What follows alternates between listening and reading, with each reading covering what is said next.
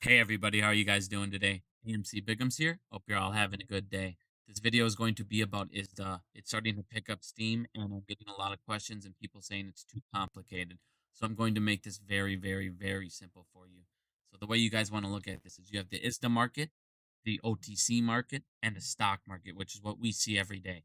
The ISDA market is run through what we call the derivatives market. So we don't have access to this. We do not see this information, just like we don't see the OTC information. Now, what how this works is you have retail in the stock market, and what they do is called a trade with a broker to get securities. That is backed by cash or a margin account.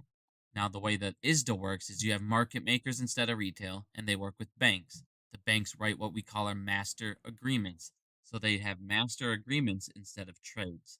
These master agreements, instead of being backed by cash, are backed by what we call a credit support annex. This is just a piece of paper that shows that they have collateral to back the trade.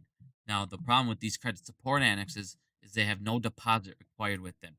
And what's going on and what's the major problem is you have the DTCC, which is the bankers. Well, the problem, as you guys can see, the conflict of interest is the banks are the ones writing this. The banks are making money, so they're giving people these contracts even when they can't afford them. It is giving them an unlimited money glitch. Now, inside of these, and an unlimited share glitch. Now, inside of these master agreements are called flex options, Mary puts and buy rights. Flex options are up to 15 years. They give them the right to 100 shares per option. This is how they can continuously make synthetics. The Mary puts are how they hedge for those positions, and the buy rights allow them to collect premiums. Now, there's $650 trillion in the derivatives market, as you guys can see. Out of that, there's 488 trillion in interest payments.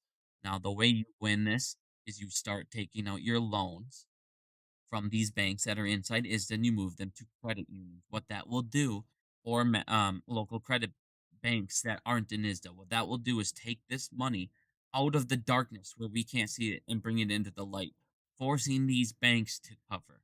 Now, when these banks get too far behind on these master agreements, or they've accepted too much, and they need to cover their trails, they're lighting fires through a company called Iron Mountain. 9 people have died from fire. They have literally killed people in these fires to hide these master agreements. This is why it's a big deal.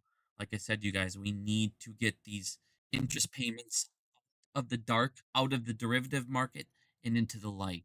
Every every loan you get out of these banks, every single loan you get out will take that much more money out of this 488 trillion.